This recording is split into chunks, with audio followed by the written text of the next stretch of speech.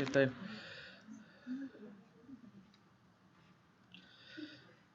So inshallah, after the lecture, you can able to list the causes of ulceroproliferative lesions of oral cavity, and you can correlate and analyze. Correlate means you can able to relate the histopathology what you are studying in pre-malignant and malignant condition, that is pre-cancerous and cancerous condition of oral cavity. Why you want to study?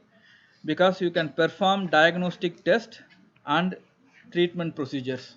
That is the reason you want to know about it, and you can able to explain the inflammatory conditions of salivary gland diseases. Okay, there are two types of disease comes in the salivary gland. One is inflammatory disease, other one is neoplastic disease, tumorous diseases. So in the inflammatory disease we are going to discuss about xerostomia and sialadenitis. Okay, and you can able to differentiate between the benign and malignant tumor, that is cancerous and non-cancerous tumors of salivary gland with reference to clinicopathological and morphological features. Okay, so inshallah let's go into the lecture.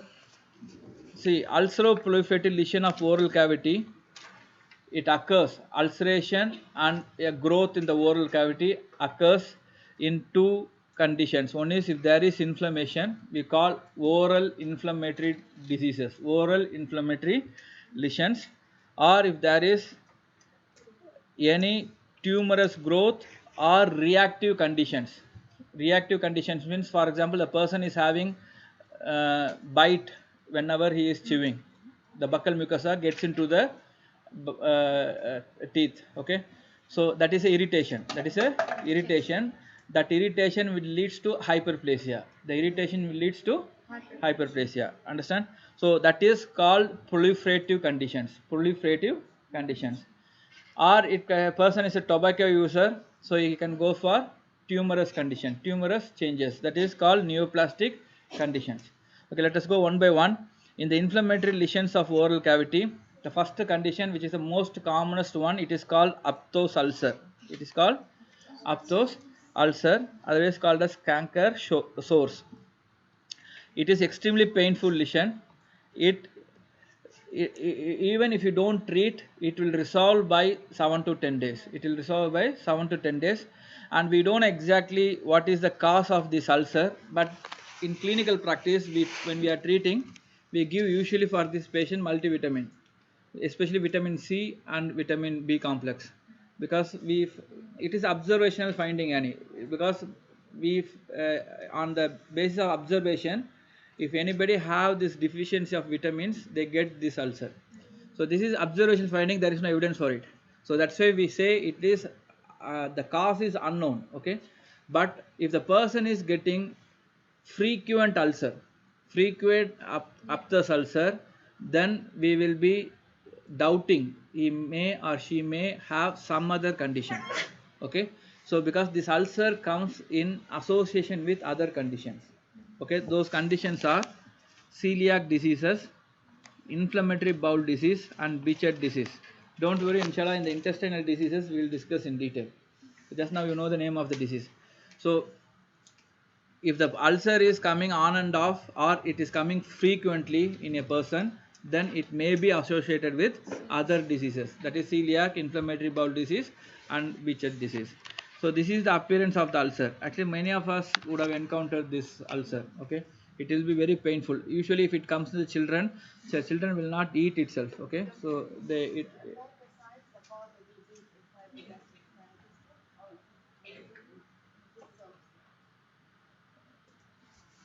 I'm not getting. Can you be louder?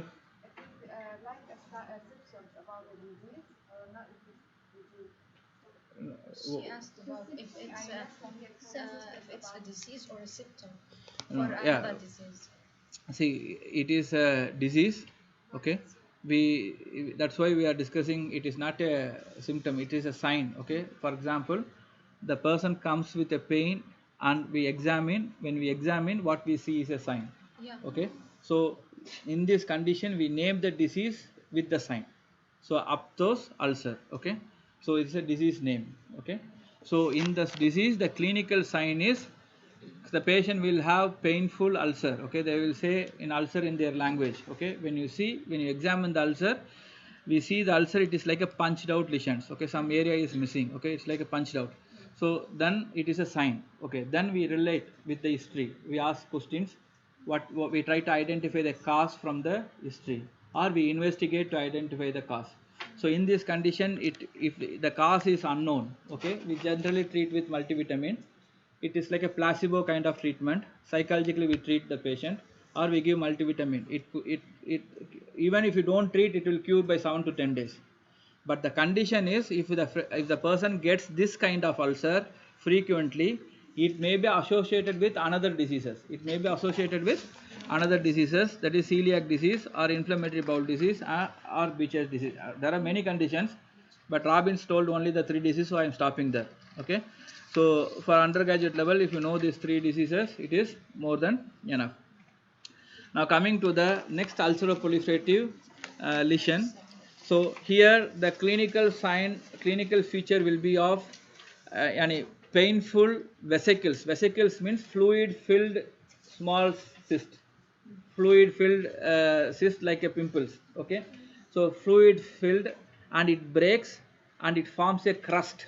It forms a crust over the ulcer. Okay, so this is a characteristic feature. It comes in the the lips, surrounding the lips, and any area inside the oral cavity. Any area inside the oral cavity, gingiva, labia, any area inside the oral cavity, it can come. So the reason for this ulcer is, it is a Herpes simplex virus. It is due to herpes simplex virus type 1. Herpes simplex virus type 1. Remember, type 2 involved in the genital herpes. Okay, it is sexually transmitted. Type 1 need not to be sexually transmitted. Type 1, which is happening in the oral cavity, it's seen in the children's. Okay, so it need not to be sexually transmitted. So it can be transmitted through contacts. Okay, so any child drinks the water, so the tumbler, the glass, it can go like that for spreading.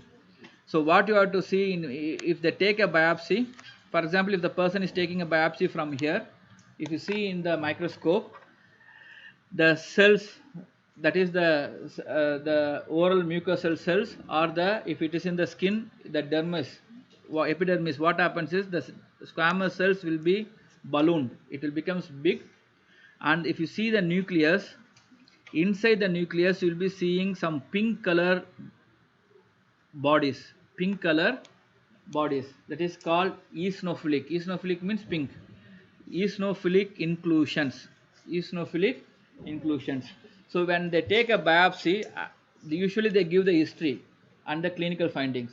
And the clinical findings is telling the patient is having painful vesicles which is rupturing and forming a crust over the ulcer, and they taken a biopsy like that. What I suspect is, okay, it could be of herpes simplex virus type 1. So I see in the microscope, and if I see a cells are like getting ballooned up and the nucleus is showing pink color inclusions, then I doubt it is a viral infection. I cannot say it is a herpes simplex type 1, because in microscope I cannot see the virus. I can see only the inclusion. Understand? In light microscopy I can see only the inclusion, or I have to use a advanced test. We put a marker for a virus. Okay, so that time I can say it is a herpes simplex type 1. You understand? So this is about a very simple condition, and it is common condition in western countries. It is very common, and so they call it as cold sores. They call it as a cold sore. Why they call it as a sore means a ulcer. Why they call it as a cold sore? Because usually it is associated with some cold infection. Okay, so what they call it is a cold sore, but it is not related to regular infection of what we get as a influenza. It's not related to that virus. It is a related virus called herpes simplex type 1. Okay, now another name given, there are many names for this disease. Another name given is, they call it as a fever blisters. Okay, because whenever these blisters are coming, it comes with a fever, so they call it as a fever blisters. There are many names given to this disease, but the concept here is, okay, it is a virus called herpes simplex type 1. Remember, type 2 is involved in genital herpes, that we will be discussing in GU2. Okay, So now we are discussing only type 1 lesion. It comes in the oral cavity or in the lips or surrounding the lips. Okay. So this is all about herpes simplex infection. Now coming to another condition called, it is a fungal infection. It is a fungal infection that is called oral candidiasis. It is called oral candidiasis, commonly called as thrush. Commonly called as thrush. So there are three major clinical forms. Okay, there are three types of clinical presentation. It can produce a membrane like deposit over the tongue or the area involved. Okay, most commonly seen in the tongue. So it is called pseudo membrane. Why it is called pseudo membrane? It is not a membrane. If you scratch it, it will come. Okay, so it is a pseudo membrane. So if the pseudo membrane presentation, clinical presentation is called thrush. Understand? Now it can be otherwise reddish in appearance, erythematous. It could be reddish in appearance, or it can be white. White means we always call it is a hyperplastic condition. White means it is called hyperplastic condition, some white patches. Okay, so pseudomembranous form is called thrush, commonly called as thrush. Okay, why it happens? It happens due to a fungus called Candida albicans. Okay, why Candida albicans? See, it is present normally, but it is not affecting everyone. Why it is affecting a few individuals? Because if it depends upon their immunity. It depends upon their immunity. If there is compromise or immunosuppression, okay, so immediately don't always think HIV. Okay, if you give a so for example, if a patient is a cancer, yeah, you can, I'll go one by one. Huh? So if the person is a cancer, you are giving treatment. In the cancer treatment, usually we suppress the immunity. Okay, so then the patient goes for immunosuppression. All the immunosuppression conditions you think of. Okay, a renal transplant patient, so we give him a new kidney from somebody. So we have to, that person immune system will attack that kidney. So we have to suppress that person's immunity. So we give you a drug to suppress the immunity. So likewise, there are many immunosuppress in autoimmune disease. We give a drug to suppress the immunity. So in those status, it can come. Candida albicans can be an infectious one. And another condition is the person you are treating with heavy dose of antibiotic or very advanced antibiotic. What happens is it will kill the flora of the oral cavity, microflora of the oral cavity, because microflora is one of the defense mechanism. If that is not there, then Candida albicans will grow. Okay, so there are likewise, and there are some mutated variant of Candida albicans that can grow even in a good immune person, so these are the conditions which can produce this lesions, this disease. It is called oral candidiasis. This is called oral candidiasis. Even it can go to the esophagus. Okay, so even it can come to the genital organs. Understand? So this is called oral candidiasis. Now coming to the proliferative lesion. Okay, proliferative lesion means if it is a tumorous condition, I will be using the word neoplastic. Proliferative means most of the times I am using the word proliferative because of reactive nature. Okay, now two types of reactive lesions you see in oral cavity. One is fibroma. Other one is pyogenic granuloma. So fibroma happens due to any irritations. Like for example, uh, teeth bite. Okay, you are biting your own buccal mucosa. Okay, because the person's teeth is not arranged properly, and automatically the buccal mucosa goes inside the bite area. So automatically that area goes for chronic irritation. That stimulates the fibroblast to produce more collagen in that area. Because chronic injury, remember the POD principles. So chronic injury will induce fibrosis. So that will make like a small nodule. So that is called fibroma. Now pyogenic granuloma is seen in many, even in a normal individual, but it is most commonly seen in the pregnancy. Okay, see here the lesion is more reddish than the fibroma. than the fibroma. It is more reddish because it contains lot of blood vessel. It contains lot of blood vessel. So that is called pyogenic granuloma. It is a granulation tissue. It is a granulation tissue. You know about granulation tissue because we discussed in the tissue repair chapter in the POD. Now coming to the precancerous condition, that is neoplastic lesions of the oral cavity. There are two conditions which is very important. One is called leukoplakia, other one is called erythroplakia. Very, very important. And leukoplakia is, the name itself says, plakia means patch. Plakia means patch. Leuko means white. It's a white patch. Erythroplakia means red patch. Okay, now coming to the causes. Actually, the causes are multifactorial. We cannot say one thing is causing this erythroplakia, leukoplakia. But established fact is that most common cause for this is tobacco use. Any form of tobacco use. For example, whether it is a smoking tobacco or non-smoking tobacco. Non-smoking tobacco is not common in Saudi, but it is common in the Indian expatriates, especially Hyderabadis. If you go to Azizia and Sharifia and all, you can see they sell the tobacco. It is illegal actually. They sell the tobacco. It happens.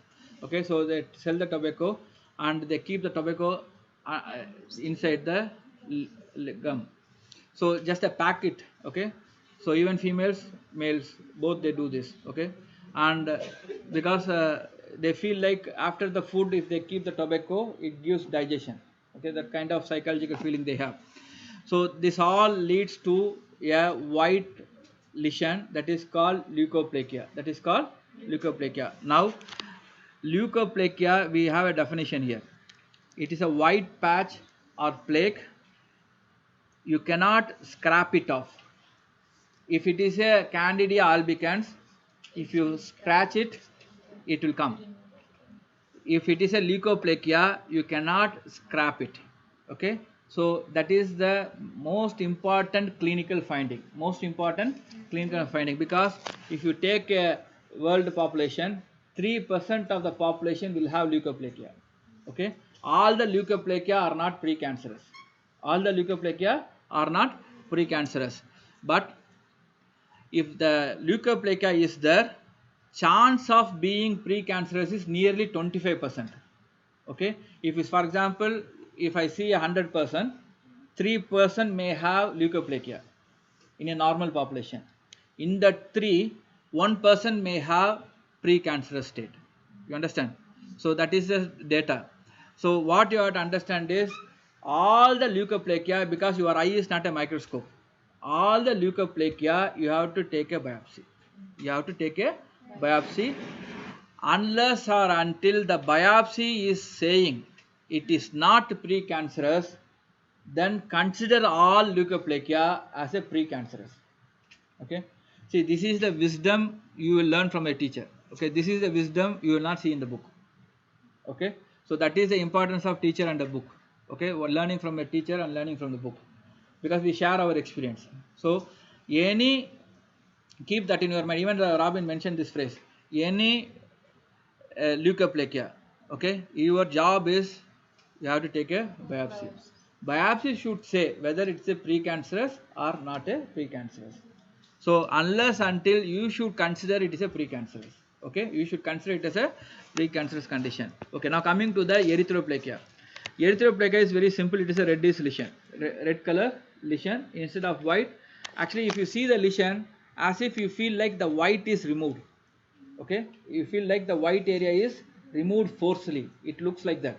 So for example, this is the leukoplakia. See here, it is like a superficially ulcerated lesion. Superficially it's look like a ulcerated lesion. Please don't talk.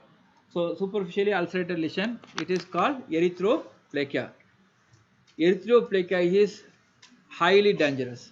It is highly dangerous because 50% of the erythroplakia, it may be cancerous or it may be precancerous.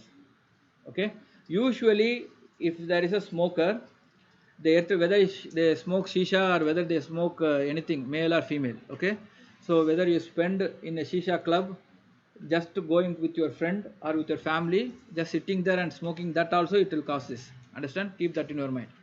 So 1 hour of smoking shisha is equivalent to 200 cigarettes. So that keep in your mind, whether it is any flavor it may be. Why I am telling is, I know here what is happening. So uh, what happens is, uh, the white lesions will be there. So carefully you have to examine the white lesions. In between the white lesions or within the white lesions, small red spot will be there. Small red spot will be there. That is called leukoerythroplakia. That is called leukoerythroplakia. That is highly dangerous. That is highly dangerous because the leukoplakic lesion going for cancerous. Going for cancerous. Okay, keep that in your mind. And this is a dysplastic condition. It is a dysplastic condition. If anybody don't know about dysplasia, go back to the neoplasia chapter of the POD. Go home, and if you want, see the video, you will understand. So dysplasia means disordered proliferation. Disordered proliferation. It is not a normal proliferation. Okay. So you will be seeing basal cells in all areas. Basal cells in all the layers. So it is a pre-cancerous stage. It is a pre-cancerous stage. Okay. Now coming to the cancerous condition of oral cavity. Cancerous condition of oral cavity. So this slide we also discussed in the neoplasia chapter. Once again I go very fast. So very important.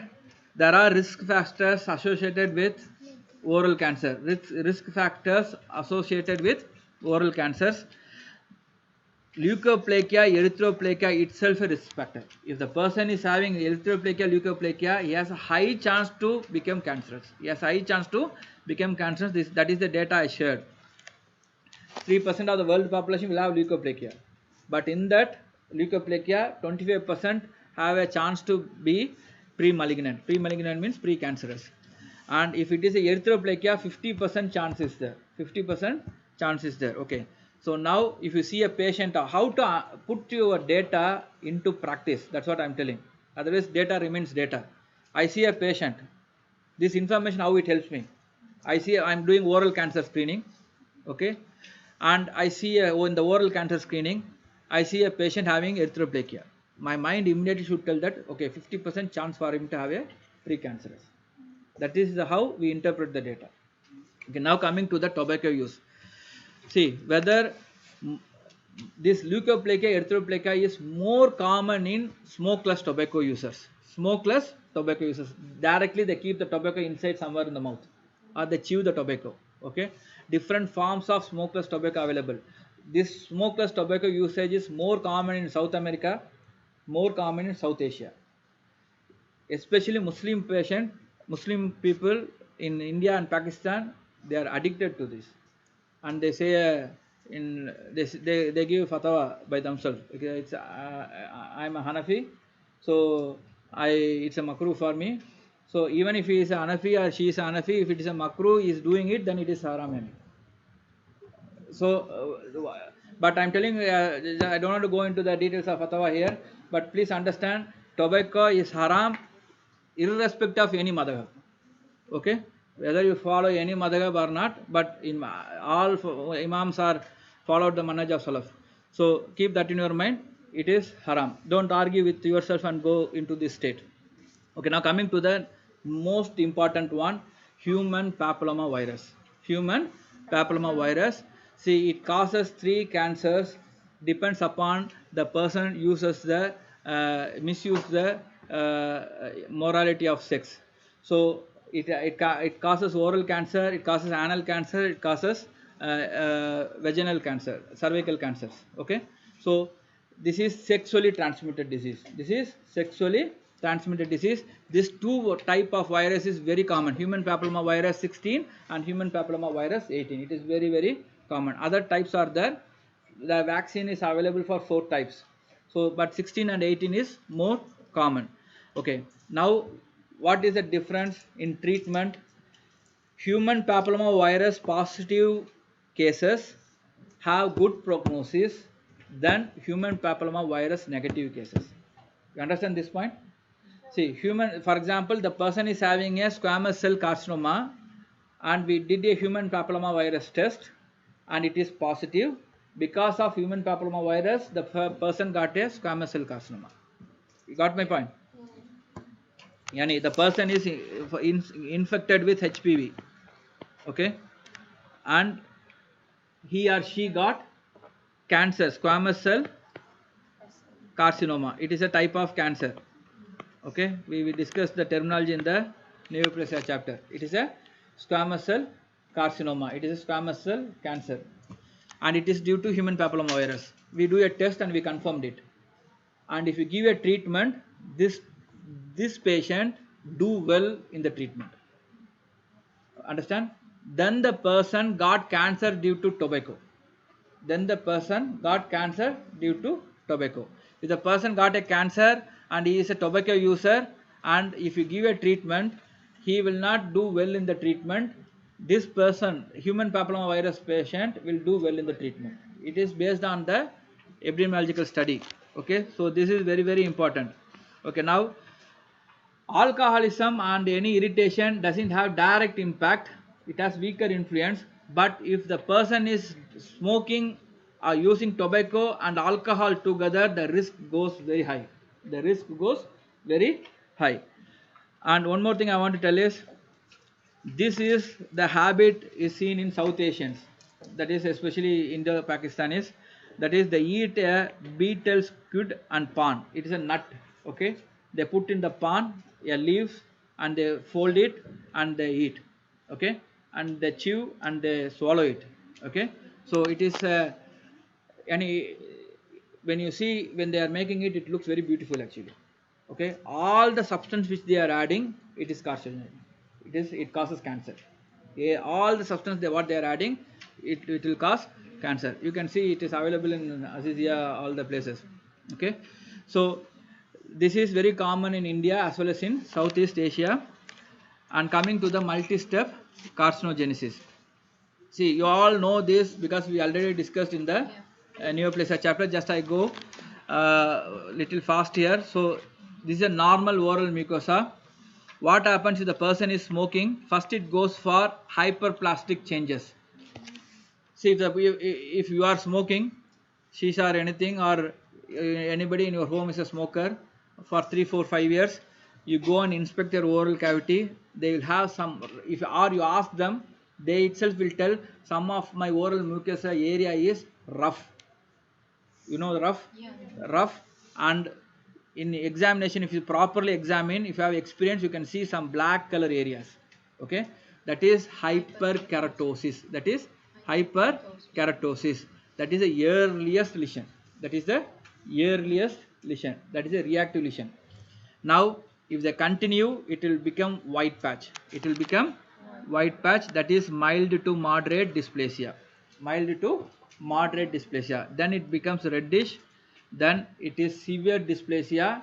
Remember, when they become reddish, it could be invasive microscopically. It could be invasive microscopically, or it could be carcinoma in situ, which means the cancer is formed, it is not coming out of the basement membrane. It is not coming out of the basement membrane. Then it becomes cancerous, okay. It is squamous cell carcinoma.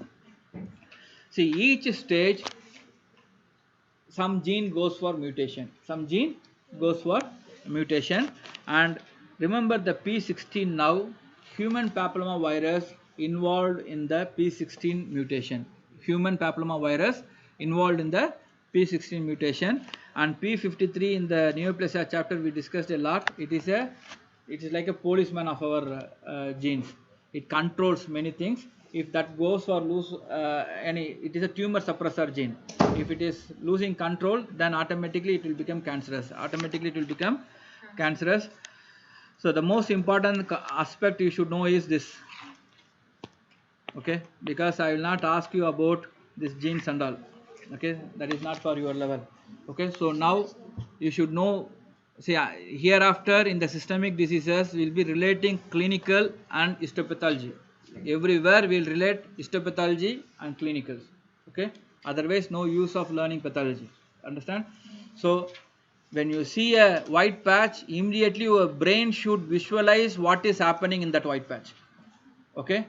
You are not going to be a pathologist, but you should be a very good knowledge on pathology to see the clinical findings. Understand? So white patch, immediately you are a clinician, you have to try to scratch it out. If it is not going, it is a leukoplakia. If you are not taking, until you take a biopsy, you should consider it is a precancerous. Take a biopsy. In that biopsy, it shows dysplasia. It is precancerous. It is precancerous. Then if it is a red patch, take a biopsy. If it shows all the cells are cancerous and it is not crossing the basement membrane, it is carcinoma in situ. It is carcinoma in situ. So why I am telling this, each specific lesion has different treatment. Okay. So then if there is invasion, it is cancerous. We have to treat them like a cancerous patient. Yeah, that is a dissection. We give chemo also, head and neck radiation we give. After that, 3 treatment we do. Okay. So now you understand the concept here.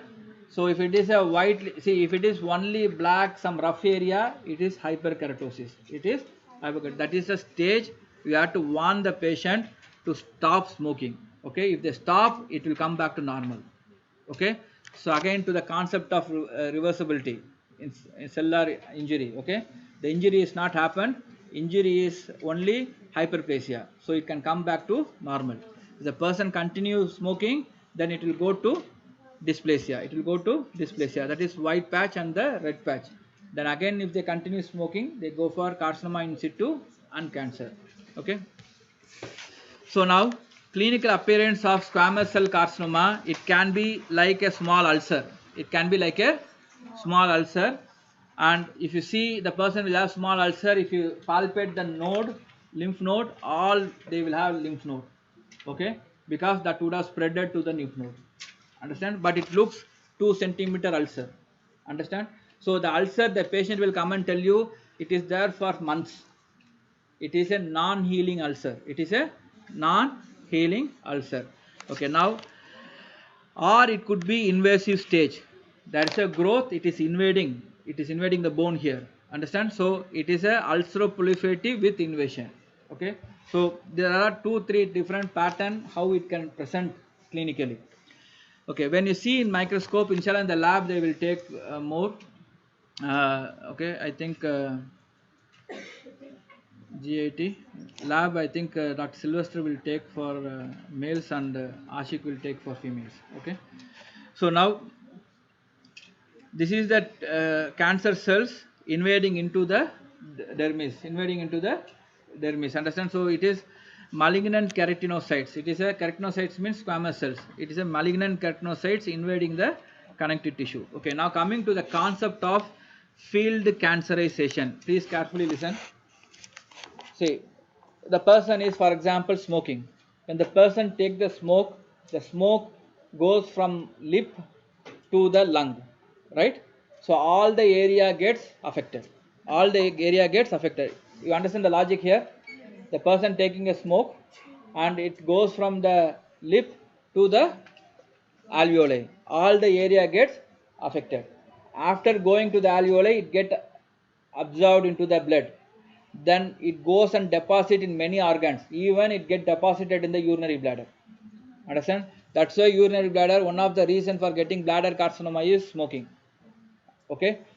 Now let us concentrate from oral cavity, throat and the trachea, bronchi. Let us concentrate this pathway. So you're taking a smoke and it going there. Okay. Now a person got oral cancer because of tobacco.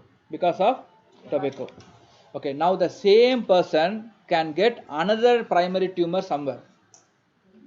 You understand?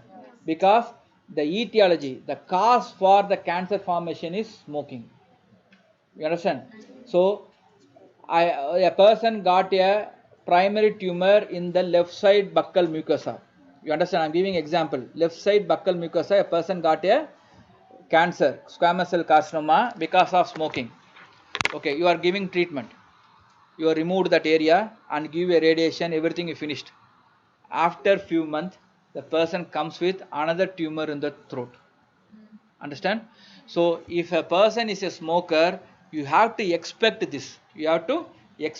Because he may get another primary. So this is called field cancerization. Field means area of exposure. exposure. So in that area of exposure, a person got a cancer here, you are treating him, and after a period he will got another cancer. Understand? So this is called field cancerization. The whole area is cancerized. Understand? So this is a concept you should understand. You should not think it is a recurrent tumor or metastatic tumor. You understand? Normally what we say, person is having a breast cancer and it goes to another breast or another area, we call metastasis. We call metastasis. You all understand? So here the concept is different. So the person field of exposure is more, and the person got in one area the cancer, and after a treatment he will get in another area. That is a separate primary. That is a another new cancer, another new cancer. This is a concept called field cancerization. Okay, so for example, I give a scenario and I give a question and I give what is the reason. I will give it is metastasis, like that. Okay, so definitely I will not ask this question. Just for a concept sake I am telling. So you have to say it is a field cancerization because it is most commonly asked question in license exam. Understand? So keep with that in your mind. Now coming to the disease of salivary gland. See, in disease of salivary gland, very simple. Okay, so first of all, if any disease of any area, you have to classify. If you classify it, then you have to put the principles, then you can easily study the pathology. Okay, so in disease of salivary gland, we get two types of disease, major diseases.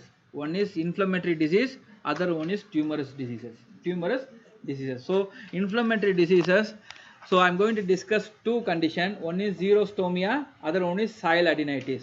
Xerostomia and sialadenitis. Xerostomia means due to decrease in saliva production. Okay, if there anything, saliva has to be produced in less number, which means salivary gland has to be destroyed. You understand? Salivary gland should have some problem, or the duct of the salivary gland should have a problem. You all know there are, how many salivary glands are there?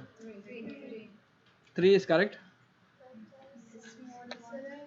Numerous salivary glands are there. Okay, right, logical person will tell it is numerous. Major salivary glands are three. Minor or numerous because it is there all over the oral cavity. Understand? So parotid, sublingual, submandibular is a major salivary glands, and minor salivary glands are there in the oral cavity. So if anything happens to the salivary glands or the salivary duct, automatically the salivary gland production will be reduced. So what are the things can affect the salivary gland? Will produce xerostomia. Will produce xerostomia. Okay, first most commonest one is a autoimmune disease called Sjogren's syndrome. A autoimmune disease called Sjogren's syndrome. Okay, in this disease they will get dry mouth as well as dry eye because the lacrimal gland also destroyed by the immune cells. Lacrimal gland also destroyed. Inshallah, and in the immunology they will discuss more. Okay, now you understand in Sjogren's disease there is a dry mouth as well as dry eye.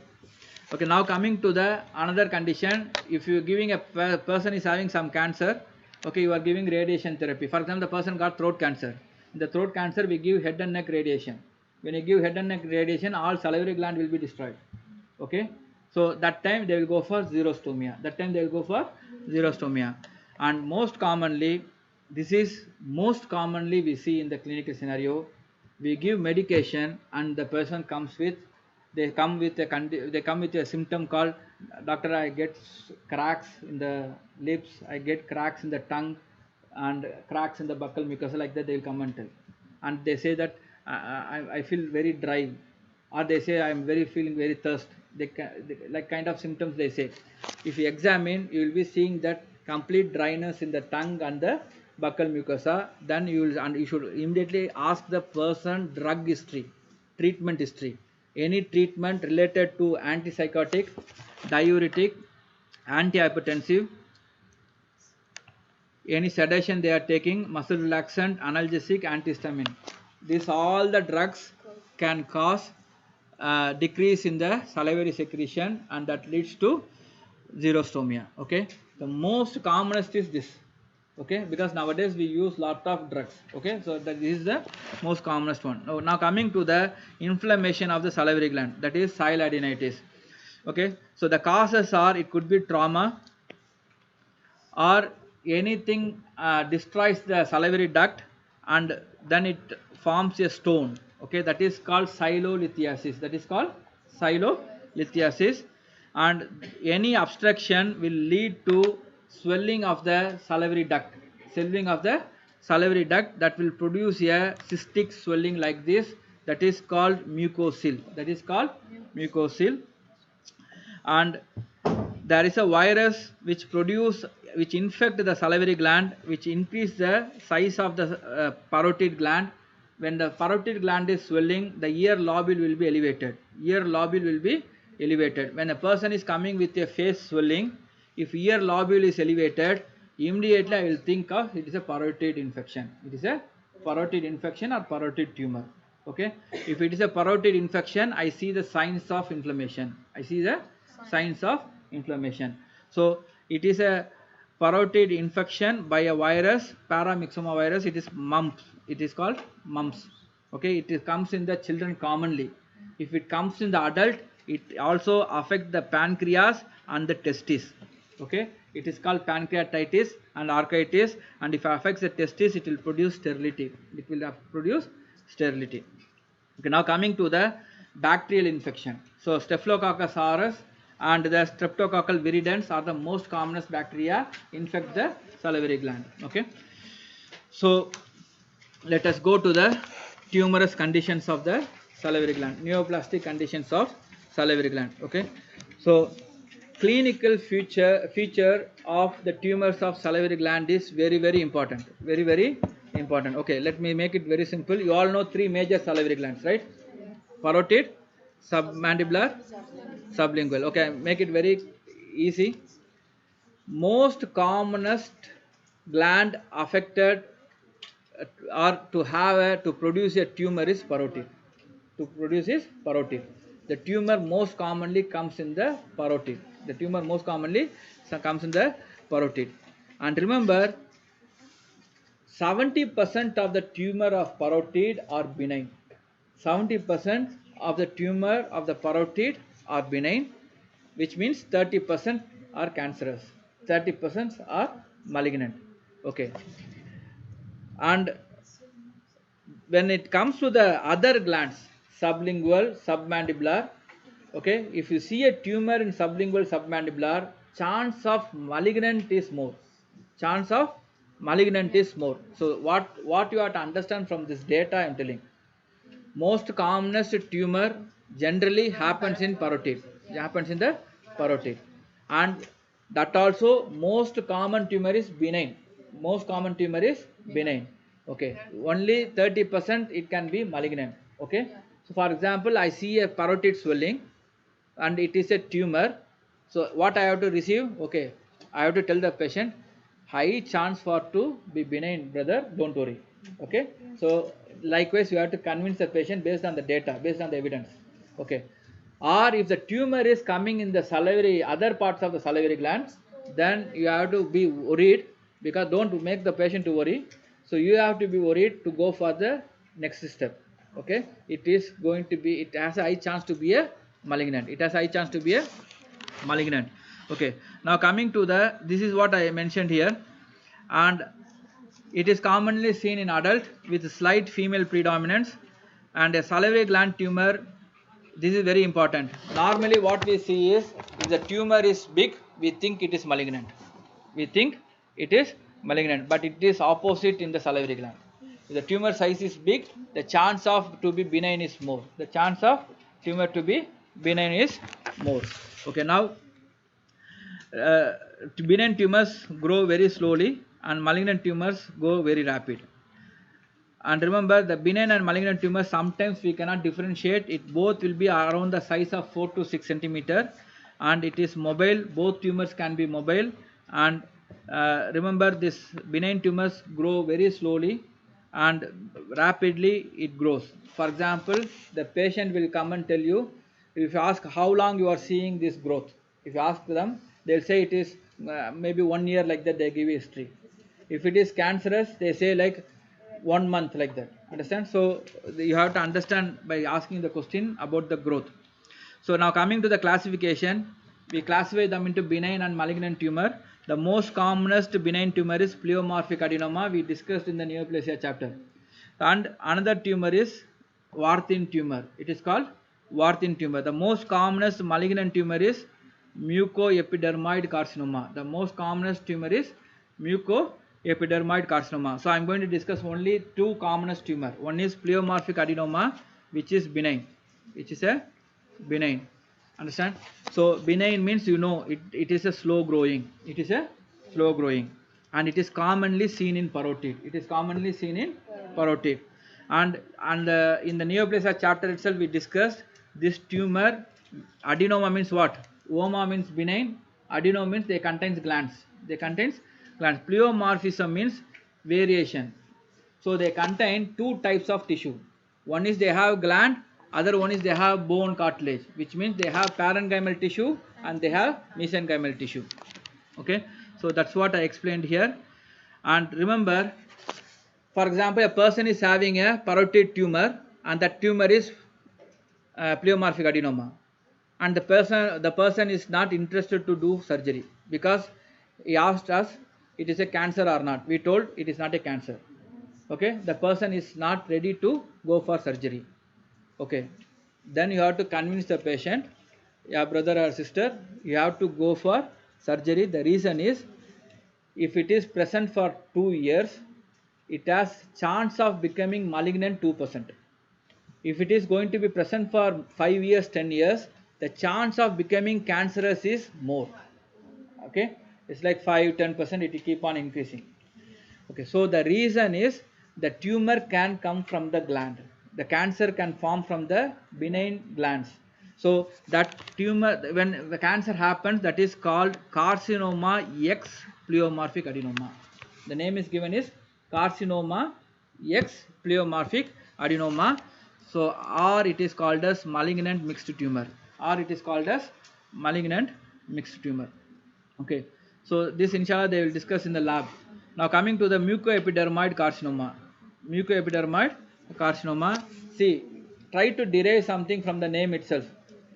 Mucoepidermoid, which means it has mucus plus epidermoid means squamous. Okay, so it has gland as well as squamous cells. So again it is a mixed tumor. Again it is a mixed tumor, but it has two parenchymal component. It has two parenchymal. Gland is also parenchymal, squamous is also parenchymal. So they have a mixture of cells, squamous cells and mucus secreting cells, or cells in between both. That is called intermediate cells. And again it is commonly seen in parotid. It is a malignant tumor. It is a malignant tumor. Okay, just Yani you have to read from this book. Okay, and you have to read the pages 551 to 557. Okay, and in case you need assistance like videos, anything, you can go to Hussain Sattar's website. Hussain Sattar. Okay, Professor Hussain Sattar. He is a professor in University of Chicago, and he has a website called pathoma.com, and it is $100 something. You can register. They give you a book. If you are going to US or somewhere, your friends are going to US or they are coming from US, you can ask them to buy that book. It's available there. Most of the students in America, they are studying this book. Okay, it is like a guide to Robbins. Okay, and he has videos like what I am doing. He already did, so I don't want to do it again. Okay, so and if you put Hussain Sattar, so if you put Hussain Sattar in the YouTube, you see lot of his pathology videos as well as his other videos. Mashallah is a very good pathologist. Mashallah is a very good human being, everything. But I have to please, because for me, my students are very important in two perspectives, for dunya, for akhirah, both also, for both sides. Okay, don't take religion from him. Understand? He is a pakka Sufi. Understand? So don't take religion from him. Okay, so I don't want to go into details of Akida here. Please understand, take pathology from him. Right? Okay, because YouTube is dangerous, Annie. That's why I have to direct my students. Okay, so register in his website, get the book. It is a very good book for you to, for example, if you feel Robbins is very heavy, that book makes it easy. Understand? So it is a very good, even that is enough for USMLE for pathology part. Okay, anybody preparing for USMLE, that is enough. Okay, so you can see his videos, book, but don't take religion from him. Huda, get signatures, huh? And uh, give it to Helen, Dr. Helen. Huh?